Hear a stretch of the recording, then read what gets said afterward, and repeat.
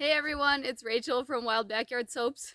We interrupt this soap making channel to bring you the biggest zucchini I have ever seen.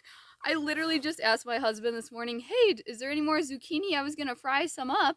And he's like, oh, I haven't checked in a few days because things are starting to slow down. There's fewer blossoms. It's getting cooler. I'm like, okay, well, I was hoping for like one more for this recipe.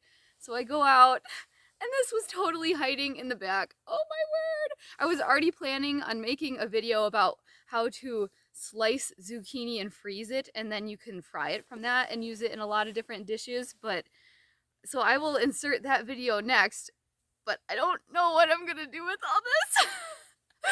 So yeah, thanks for joining me today on this mystery adventure. Let's figure out what we're gonna do about this zucchini. Oh my word!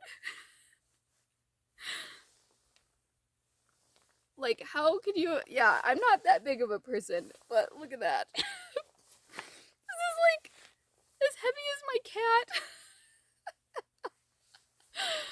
Oh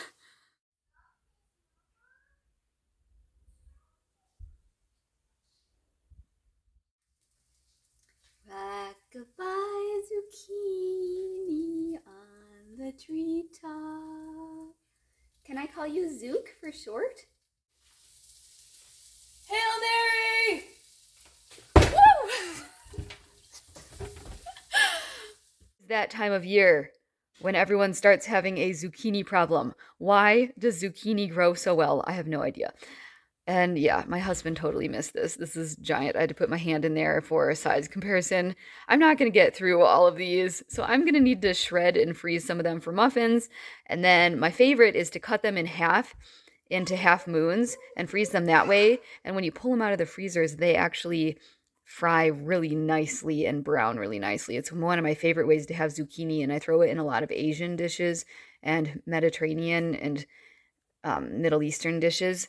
So yeah, I'm going to show you how I do that today because it's definitely worth sharing, and I think you're going to like it. We have a giant spider that's like literally like that big that made a web over our deep freeze, so it's been guarding our deep freeze all summer, so I like carefully lift and close it. But I went and grabbed one of these, so I'm just going to chuck this straight into the pan that is already heated up with just a little bit of oil and see how this does. I will say there are so many different uses for zucchini. You don't need to get sick of them.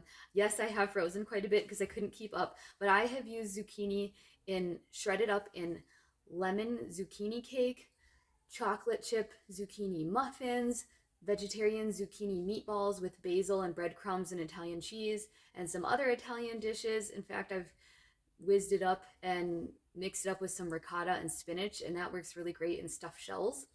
I also like to fry it, just like I'm going to show you, and mix it with Matar paneer sauce and basmati rice. Or you can chuck it into Asian stir fries.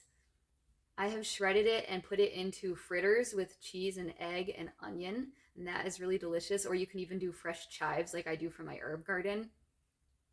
I've also blended up zucchini and put it into corn casserole. And that you can hardly even tell it's there, but it just like boosts the flavor and the nutritional value, so that's really nice too.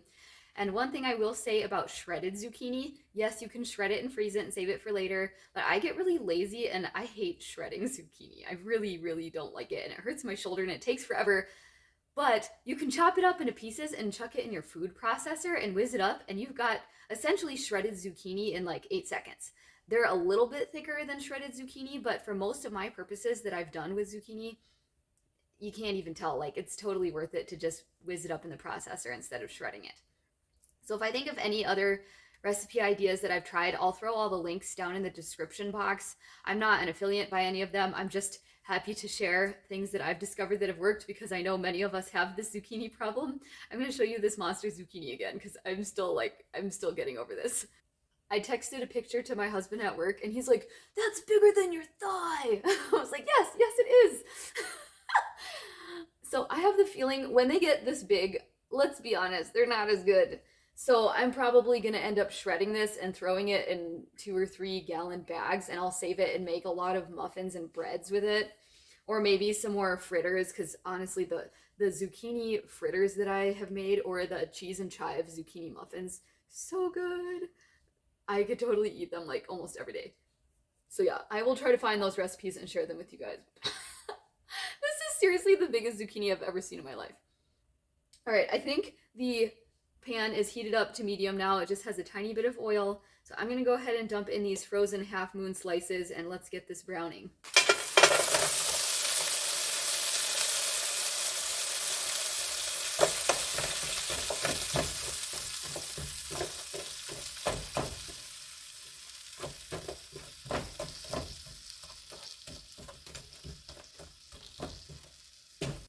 They are going to get a little bit mushy compared to fresh, but you definitely do not want to put the lid on this. Keep it open because we want as much of that moisture to evaporate as possible, otherwise it's not going to brown. And as Julia Child once said, don't crowd the mushrooms or they won't brown.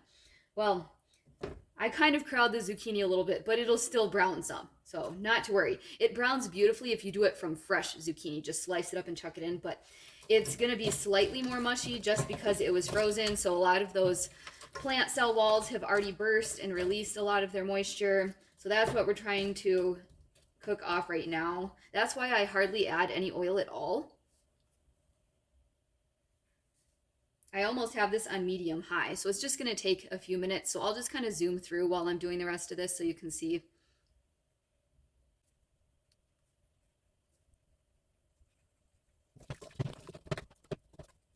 So we're at high elevation and it's taking a while. Everything takes forever to cook. I used to do HelloFresh every once in a while and it would say, oh, this recipe takes 45 minutes. An hour and a half later, I'm finally done. I mean, there's other interruptions, but yeah, everything takes forever at high elevation to cook. So it's finally starting to sizzle, but there's a lot of moisture to cook off of this still. But I did remember one more thing I do with zucchini while we're waiting. You can slice up zucchini and dehydrate it, just add a little salt, and it makes great chips. And you can also take those chips or dehydrate slightly thicker pieces and just keep them in a jar dehydrated, and then when you're making stew, you can chuck some into that, and it reconstitutes nicely as well. So that is totally worth trying if you want to save it for later and enjoy it throughout the year, not just during harvest time. All right, let's take a look at how this is doing.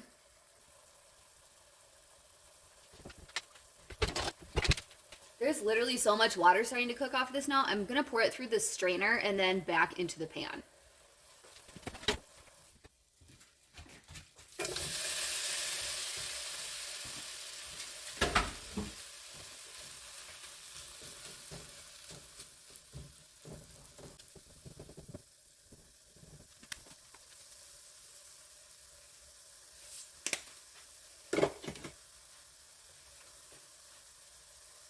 Adding a little bit of salt creates a hypertonic solution on the outside of the zucchini, causing more water to leave the cells. So that should help dry this out somewhat as well, because they're not going to brown until you have enough moisture removed. And the other thing you have to do is be patient and not touch it and stir it too much, because I have a tendency to do that. Same thing with hash browns. Thought of a couple more uses. I like to fry up the zucchini and mix it with corn, onions, beans, cheese, and salsa and put it over top of some brown rice. So it makes like a really nice hearty Mexican dish. And you can add any choice of your own seasonings, and I'll fry up some chicken with extra spices and lime juice and cilantro for my husband, and he loves it. So yeah, that's another idea. And then don't be afraid to try zucchini as a replacement for apple in certain desserts.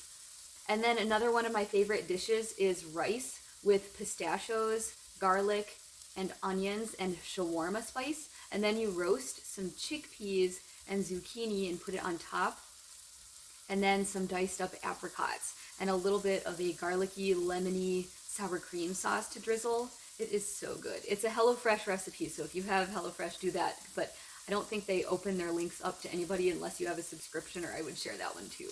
I don't have them anymore, but yeah, that's another one of my favorite dishes that goes really well with zucchini. It's like a tagine, Tagine.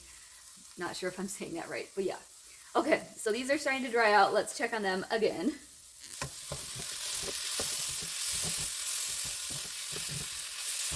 Yeah, the secret is you just have to get a lot of that moisture out and be patient and not flip it too much.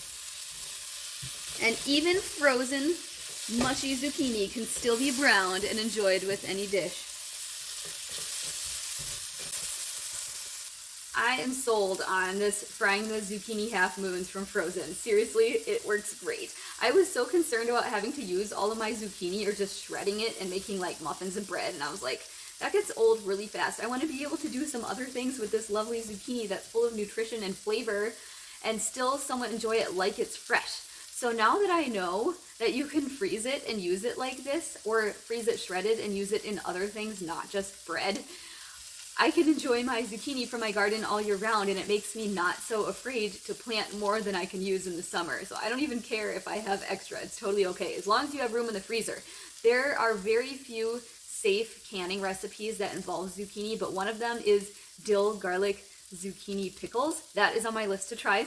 I am new to canning, so yeah, I have some other ones I want to try first to get some practice down, but that is on my list. So I will try to share that link as well, because seriously, there's so many things you can do with zucchini. So I hope you found this helpful for you. Don't be afraid if you get too many zucchini in your car on Leave a Zucchini in a Friend's Car Day, because you have plenty of things you can do with it now.